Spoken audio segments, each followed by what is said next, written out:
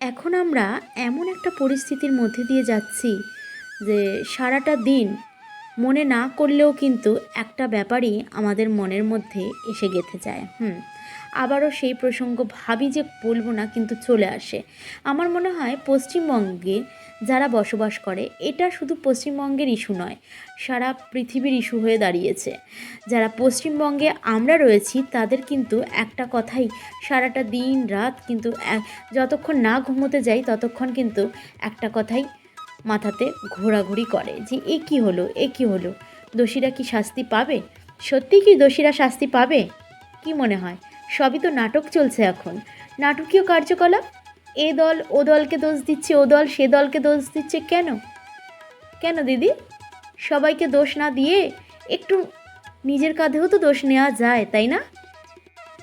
আমরা গৃহবধূরা যেহেতু বাড়িতে বসে সারাদিন কাজকর্ম করার পর একটু ইউটিউবে হোক আর অন্য কোনো জায়গায় ভিডিও আপলোড করি, সেক্ষেত্রে কিন্তু এই সমস্ত যে চারিদিকে ঘটছে তার কিছু বার্তা পৌঁছানোর এটাই একটা মাধ্যম। তাই জন্য না বলতে চেয়েও কিন্তু এই কথাগুলো চলে আসে। না না, তোমরা যারা ভাবছো যে এই ইস্যুটা তোমাদের সাথে বলে আমি কিছু ভিউজ আনতে চাইছি, তাদের কাছে বলেই একদমই নয়।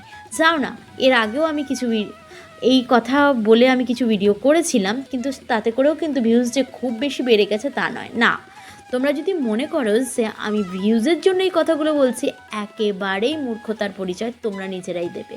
কারণ কি, আমি তাই জন্য বলছি না। এটা আমরা যারা এখানে আছি, আবারও ভুল করছি, আমরা যারা এখানে আছি আর ওখানে আছি নয়, এটা সারা পৃথিবীর ইস্যু হয়ে দাঁড়িয়েছে। তো আমাদের প্রত্যেকটা মেয়ে হোক মহিলা হোক, সবার কাছে কিন্তু এটা একটা রাগ, ক্ষোভ, লজ্জা সব কিছুর জায়গা। তো সেখান থেকেই কিন্তু এই কথাগুলো চলে আসে।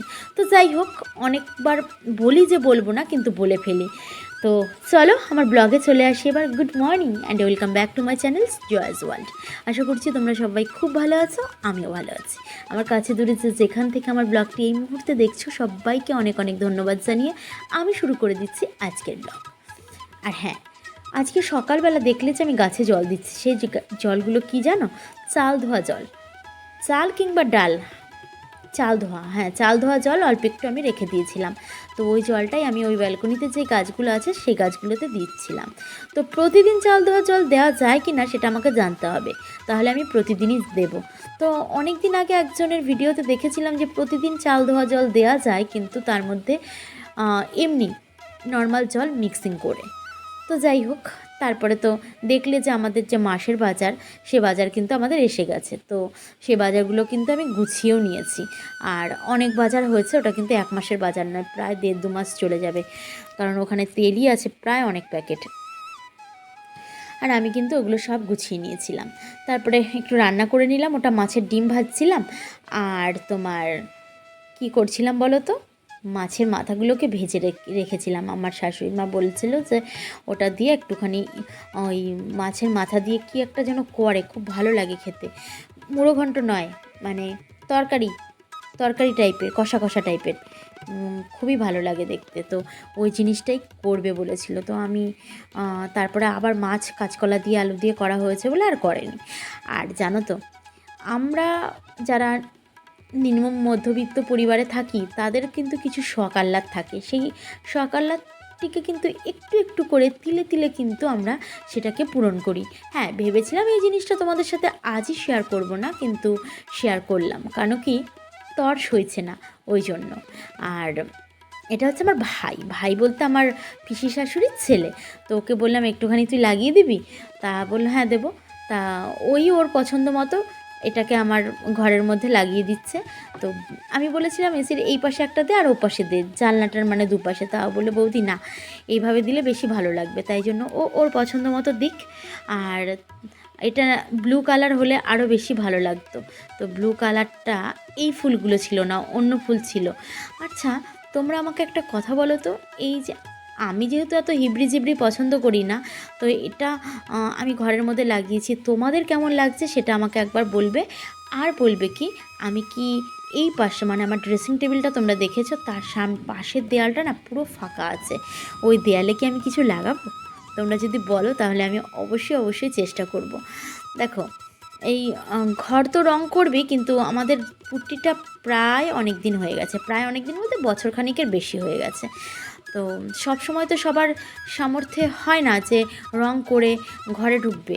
তো তাই জন্য আমরা পুট্টির ওপর দিয়ে প্রাইমার করেই কিন্তু আমরা উঠে গেছি। আর বাইরেটা আমাদের কিন্তু এখনও প্লাস্টার হয়নি।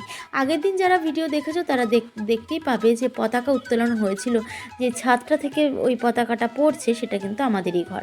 তো বাইরেটার সাথে ভেতরটা অনেকটাই পার্থক্য আছে। বাইরেটা দেখলে বোঝাও যায় না ভেতরটা যে এতটুকু কমপ্লিট আমরা করতে পেরেছি। তো যাই হোক, আস্তে আস্তে করে সব কিছু কমপ্লিট হবে। আর অত তাড়াহুড়ো করার কোনো কিছু নেই। আমার মনে হয় আস্তে আস্তে করলে সেই জিনিসের কিন্তু যত্নটা, কদরটা আরও বেশি হবে। আর তোমরা এই প্রসঙ্গে যদি কথা বলতে চাই তাহলে অনেক অনেক কথা বলতে হয়। আসলে ঘরটা যেহেতু আমার বিয়ের পরে করা, সেহেতু কিন্তু ঘরটার প্রতি আমার মায়া বলো, আদর বলো, যত্ন বলো, অনেক কিছু আছে। আর এই ঘরে একটা দাগ লাগলেও কিন্তু আমার খুব কষ্ট হয়। তো যাই হোক, এই প্রসঙ্গে কথা বলতে বলতে অনেক দূর চলে এলাম। আর তোমাদের, আমি জানি তোমরা বোর হচ্ছ যে কী লাগাচ্ছে ওটা দেখাচ্ছে। হ্যাঁ, এইভাবে করেই কিন্তু লাগাতে হয়। যখন এটা আসেনি আমার হাতে তখন আমি ভাবছিলাম কি করব, প্রত্যেকটা ফুল কি আলাদা আলাদা থাকবে। তারপরে দেখলাম যে না। তো নিচেরটা আমি যেহেতু ওকে বলেছিলাম যে ওই পাশটায় লাগিয়ে দে, ও বললো বৌদি আমি না আমার মতো লাগাই, দেখবে ভালো লাগবে দেখতে। তা ও ওর মতো লাগাচ্ছে, বেশ ভালোই লাগছে। তো দুপুরবেলার পর আমি কিন্তু একদম সন্ধেবেলা তোমাদের সাথে দেখা করব একদম এক থালা ফুচকা নিয়ে। আর আমার শাশুড়ি মা আর আমার ছেলে গেছিলো একটুখানি ওই বাজারের দিকে। তো ওখান থেকে গিয়ে কিন্তু আমার জন্য একটু ফুচকা নিয়ে এসেছে, আর ওরাও কিন্তু খেয়ে এসেছে। যদিও আমার ছেলের ফুচকা খাওয়া নিষেধ, কিন্তু তা সত্ত্বেও কিন্তু ও কর্মটা করে এসেছে। ফুচকা খাওয়া বলতে টক জল খাওয়া নিষেধ আছে, কিন্তু তা সত্ত্বেও সে কিন্তু খেয়ে দিয়ে একদম এসেছে। তো ফুচকা দেখছে, আমাকে বলছে আমাকে একটুখানি দেবে। আমি বললাম হ্যাঁ দেবো। তো ওরা আমাকে এনে দিয়েছে। আমি বললাম এটা আনতে গেলে কেন, আমার জন্য তো অন্য কিছু আনতে পারতে। তো আমার শাশুড়ি মা বলছে তুমি তো খেতে ভালোবাসো তাই এনেছি। আর তারপরে দেখো আমার ছেলে কিন্তু এই ড্রয়িংটা করছিল। এই ড্রয়িংটা কী করে জানো? আমি জানি যারা ড্রয়িং করে তারা জানে অবশ্যই। ওই সাদা একটা পেজ, পুরো পেজটাকে নানান রকমের কালার দিয়ে রং করে নিয়েছে। রং করার পরে ওই জায়গাটাকে পুরো কালো রং করে দিয়েছে। কালো রং করে দেওয়ার পর ওই একটা, এই যে দেখো পেনের মাথা দিয়ে হোক, কিংবা যে পেনে কালি নেই সেই পেন দিয়ে, কিংবা একটা ধূপকাঠির যে পেছনের কাঠিটুকু থাকে ওইটা দিয়েও কিন্তু এই রং আর্টগুলো করা যায়। তো আমার না খুব ভালো লাগে এই আর্টগুলো দেখতে। তো ও করছিল তাই তোমাদের সাথে আমি শেয়ার করলাম। আমি জানি তোমাদের ছেলেমেয়েরাও পারে হয়তো। আর কেমন লাগছে একবার বলো। ও কিন্তু দেখতে দেখতে টুকটুক করে একটু একটু করে শিখছে।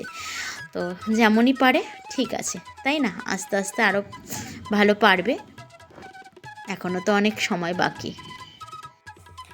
বন্ধুরা, আজকের ভিডিওর প্রায় শেষ পর্যায়ে আমি চলে এসেছি। শেষ পর্যায়ে এসে একটাই কথা বলবো, এতক্ষণ পর্যন্ত যারা আমার ভিডিওটি দেখে গেছো তাদেরকে অনেক অনেক ধন্যবাদ। আর যারা না দেখে স্কিপ করে চলে গেছো তাদেরকেও অনেক অনেক ধন্যবাদ। তো যাই হোক, আজকের ভিডিওটা কার কেমন লাগলো একবার জানিও আমায়। আর ততক্ষণ তোমরা ভীষণ ভালো থেকো, সুস্থ থেকো, একে অন্যের সাথে থেকো। তোমাদের কাছ থেকে বিদায় নেওয়ার আগে একটা কথা বলি।